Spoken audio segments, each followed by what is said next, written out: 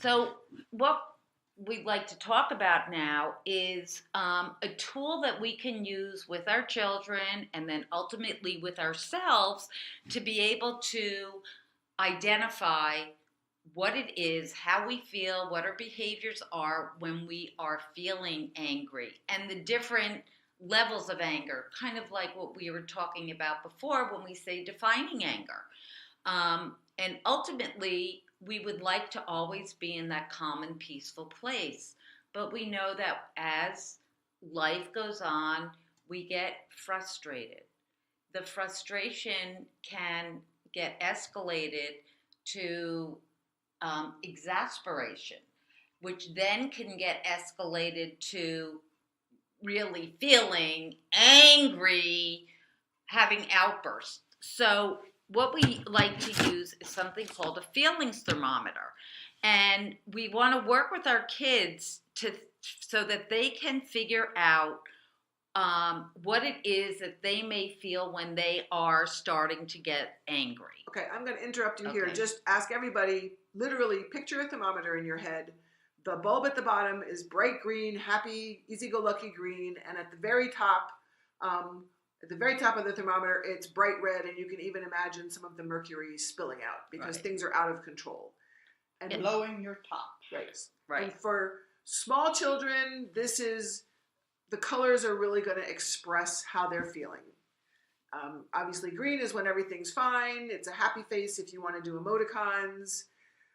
And then as their emotions escalate, then the colors get darker, and they're going to be feeling things and they're going to be showing things, and you want to help walk them through what those are at the different levels of the thermometer. You can go onto our website, and there's a link there so you can actually see the feelings thermometer, and you can print it out, put it up on your fridge. Yeah, that's a great idea. So, and some of the things we can use is we talk to our kids about what are their behaviors so that they can identify anger. For example, it's not only their behaviors, which are things like maybe yelling, stomping their feet, their face may feel hot, they may feel like crying, they may have clenched hands, they may start throwing things. Of course, these are, if we notice, some of these are going up the feelings thermometer. It could be their tummy feels sick initially, and then it escalates to where they're breathing really fast and their face feels hot, red. But what this is doing is helping your child recognize, while they're still maybe in that yellowish zone, that they're starting to feel angry and that they need to take steps to calm down. That you don't want it to get to the red part with the stuff spewing out the top, that you want to teach your children how to manage their emotions and manage their expression of emotions so that they remain in control. So some things that you might talk about with your child, or what are the things that help them to bring down their anger? Maybe it's doing deep breathing. We call it pizza breathing. And there's a whole technique to that. Describe it. Okay. So pizza breathing is, and of course your child has to like pizza. Yeah. Otherwise this isn't going to work. But they get a piece of pizza. They imagine that they have a piece of pizza. Oh, yes. You don't actually have to go out to the corner store and grab a slice. Good point. So they take the piece of pizza, and the first thing they do is smell it. So they're taking an inhale. Through their nose, a deep inhale through the nose. Through the nose. And then they exhale, and it's now, it's now about time to actually eat it. But they may smell it, and you got to let that air out. So that's what we kind of talk about with deep breathing. Maybe they would feel good if they squeezed. Go with squeezed. Squeezed a stuffed animal. It could be a stuffed animal they really like that brings comfort. It could be a stuffed animal they don't really like. And they could pummel it, yeah. Yeah, they could. Maybe getting a hug from somebody they trust. Mom, dad, a grandparent, somebody else, I don't want to say coach or teacher, but somebody who's safe to get a hug from. Maybe it would be, if they like doing things physical, maybe they should do jumping jacks. They could splash cold water on their face. They could go run around outside. We're just kind of brainstorming some different things that. Do you think a piece of it though, Carol, too, is teaching them the words so that they can then describe how they're feeling, not only how to act out, but how to talk about them? Well, and that's why we talk about, when I was talking about earlier, about having your child be able to identify how they're feeling what are the components possibly for them for feeling angry. It could be that their tummy starts getting uncomfortable, may get hurt. For some kids, that may be a fear as opposed to feeling angry. But you've got to work with your child to figure out what is it. Maybe you observe they stomp their feet, they raise their voice. So it could be what you observe that they're doing, as well as what they may notice and be able to identify what they do. Do you think it's helpful to sit down with a child and with a sort of a blank feelings thermometer and fill it out? Absolutely. That's a great way to do it. And then as our kids get older, we can talk about a feelings thermometer, probably not as literally, but when they're at 0, they're peaceful, they're calm, they're feeling good. And as their anger emotions start escalating, first it's frustration, so maybe they're at a 10 or a 20.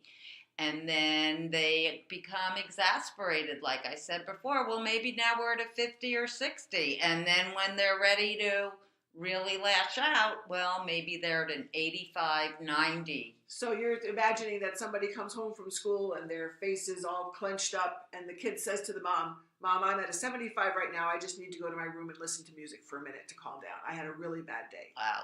That's great if you can get to that. Yeah. So basically we're talking about helping a child or an adult use some sort of code to identify where it is they're feeling on the spectrum of anger and know an appropriate action that they can take for themselves that will help them calm down. Because this is teaching your child or whoever to manage their emotions, and this is an incredibly valuable skill. This is when they talk in school about social emotional learning. This is a lot of what they're talking about. And I think it's really important that we don't forget the idea of modeling for our kids.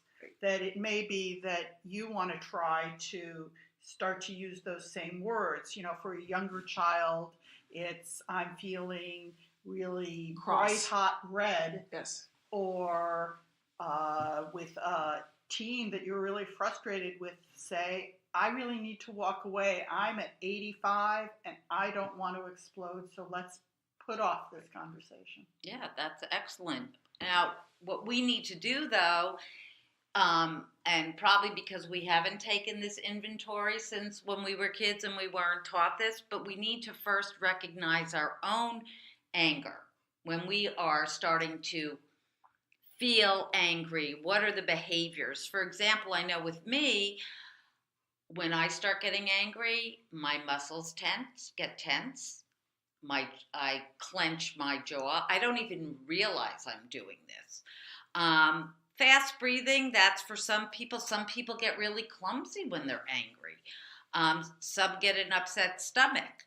And some people like me, they raise their voices. What about you guys? I start walking around muttering to myself. Oh, I'm a big mutterer too.